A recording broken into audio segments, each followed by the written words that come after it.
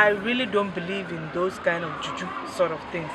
Even though I know our forefathers believe so much in it, but I personally do not believe in it. No, it's not a bad thing. It is our tradition. So it is a good thing for Africans. Juju is not good. It's something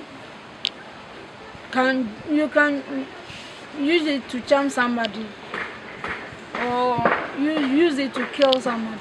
So as for juju, it's not good. It's some traditional way for some of the peoples to also worshiping, but it's not good because they can use also to kill, to spoil things, and also they can use also to make money. All is not good. Traditional West African spiritualism, known commonly as Voodoo and pejoratively as juju, is a subject of debate and no small amount of stigma within Ghana. I have been training to be a Voodoo spiritualist, or Boko, for the past 8 years. My first teacher is my father, Christopher Voncujovi, a Boko who runs his own shrine in Accra. People don't understand spirituality. The African is the only one who knows about every religion in the world except their own religion or their own tradition. They'll just tell you it's evil. That's their only answer. They'll tell you, oh, it is evil. It is satanic. Finish. Beginning in the late 15th century, Europeans established trade posts on the west coast of Africa, brutally subjugating much of the indigenous population into the slave trade. In the late 17th century, colonization occurred in southern Africa, followed by the rest of the continent at the end of the 19th century.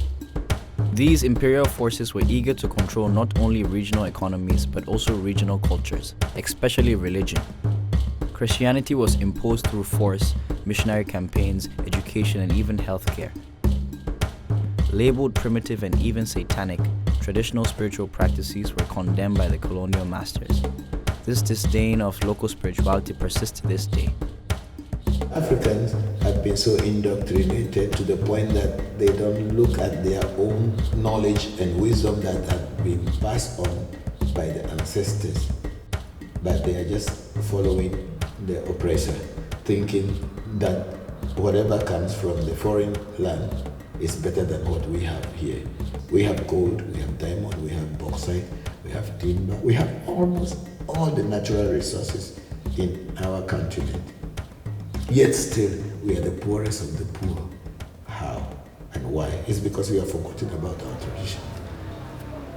When my father expresses this indignation about forgotten traditions, I know that he is talking about the sense of community and solidarity that is characteristic of West African culture. I know he is saddened by how much that sense of community has been damaged by Africa's oppressors.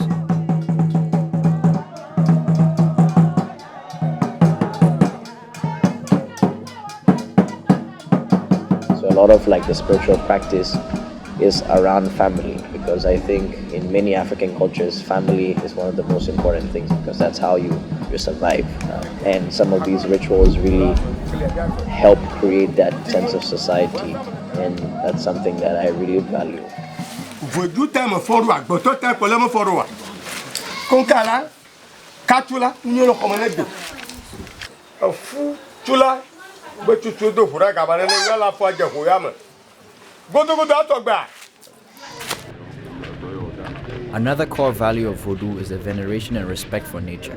Does it mean something? Yes. The belief in the spirits inhabiting nature has been decried as superstitious, but to me, this aspect of Voodoo has particular resonance in our current era of environmental crisis. The same bitter leaf. Yeah. Wash it and then chew it and swallow the water. You need to know herbs. You need to know the combination of different herbs. For this sickness, what herbs do you combine? In African traditional belief, we believe nature is God, and God is nature. Nature, all trees, animals, plants, water, rivers, whatever you see is what form God. We respect God by respecting nature. When I was growing up, I didn't really think about the environment, to be very honest, but more and more I start to realize how intertwine my practices with nature and the environment, that practicing African spiritual practice makes you want to protect the environment more, because if they destroy all the herbs and all the plants, then all our practices goes useless. So if you see God in nature and see nature in God, you will respect the world. You will not just go cutting down trees. You're not just killing people. You don't just go killing animals for fun.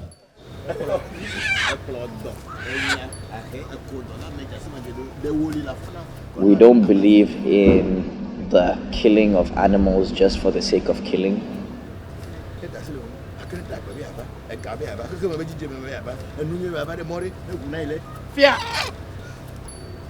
It should be for some meaningful purpose. And so the whole animal is used after a sacrifice.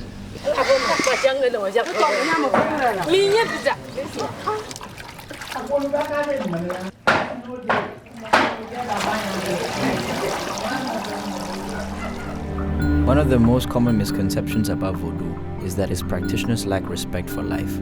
Many Ghanaians believe in the potency of voodoo practices, but fear them because they associate the power to summon nature spirits with the power to kill or cheat others. The film industries in both Africa and the West encourage this interpretation.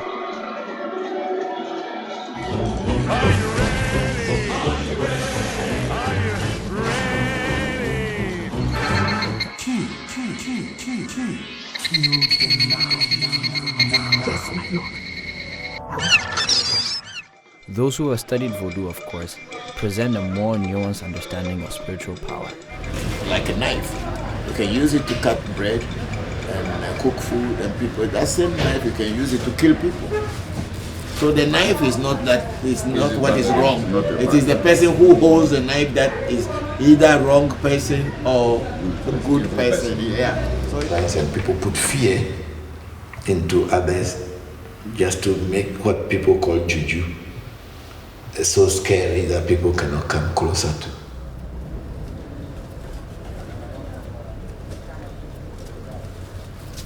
We have to modernize things.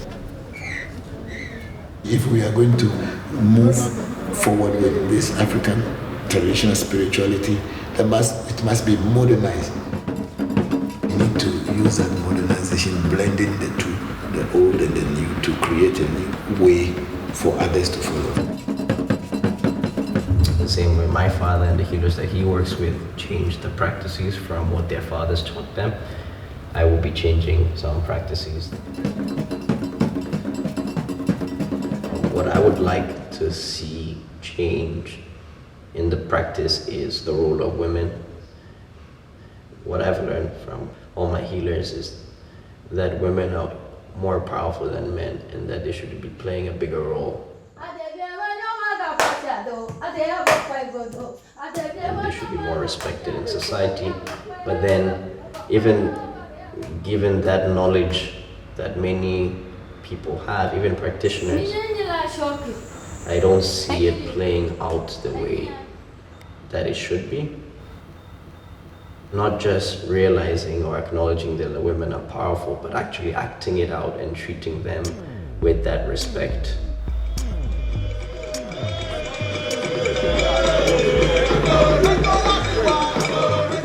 Like all living traditions, voodoo is still evolving.